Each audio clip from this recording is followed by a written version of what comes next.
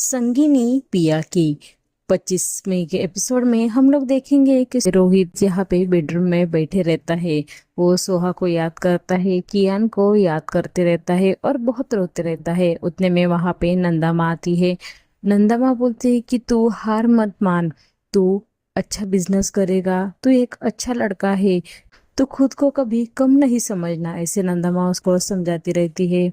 यहाँ पे रोहित बहुत रोता है। वो बोलता है कि पता नहीं सोहा कब आएगी, मुझे कियान की और उसकी बहुत याद आ रही है, मुझे ऐसा लग रहा है कि दोनों वापस आना चाहिए। तो नंदा माँ उसको समझाती है, बोलती कि हाँ वो दोनों जरूर वापस आएंगे और तू भी बिजनेस में आगे जाएगा, ऐसा उसको बोलते रहती है।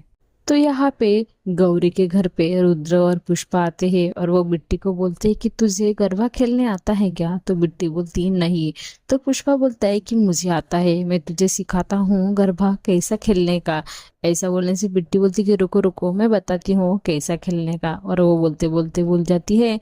हम लोग पहले सिग्नल पे बहुत गरबा खेलते थे।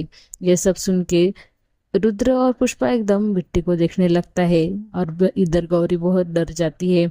तो बिट्टी बोलती है कि हमारे घर के बाजू में एक सिग्नल था, वहां पे मैं और मेरी माँ दोनों गरबा खेलते थे। ऐसा बोलने से रुद्र और पुष्पा हाँ बोलते हैं।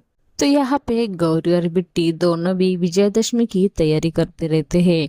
तो गौरी विजयदशमी क्या होती है ये बिट्टी को समझाती है। तो बिट्टी बोलती है कि कल्लू भी रावण था, लेकिन कल्लू को थैंक्स बोलना चाहिए। कल्लू की वजह से तू मेरे को मिली और मैं तुझे माँ बोलने लगी।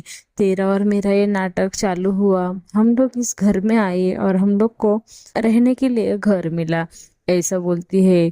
तो गौरी बोलती कि कौन बोला कि हम माँ बेटी का नाटक कर रहे हैं, मैंने कुछ अच्छा किया रहेगा इसीलिए तो ऊपर वाले ने मेरी शादी नहीं हुई तो भी मेरे को तेरी जैसी बेटी दे दी, ऐसा वो बिट्टी को बोलती है। और बोलती है कि आज से तू ही मेरी बेटी है।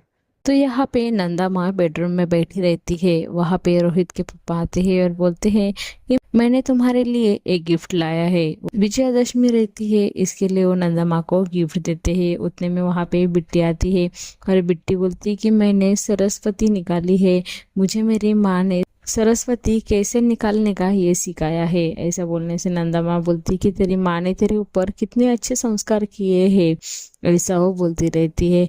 तो यहाँ पे रुद्र बाहर गाड़ी को सजाते रहता है। तो उधर रिद्धि उसको बोलती कि मैं तुम्हारा हाथ ही नहीं छोड़ूंगी। तो रुद्र बोलता है कि ऐसा क्यों कर रही है, मुझे पूजा करने दे। तो रिद्धि बोलती कि नहीं मैं साथ में रहूंगी। उतने में वहाँ पे चंदू शेठ आता है और बोलता है कि मेरा आपके पास में एक काम है, बिट्टी के लिए सोने की कोई भी चीज लेके आना, आज विजयादशमी है और इस दिन गोल्ड बनाते हैं, ऐसा वो रुद्र को बोलता है। तो रुद्र बोलता है कि तुम पैसे मत देना, मैं कुछ भी लेके आऊंगा।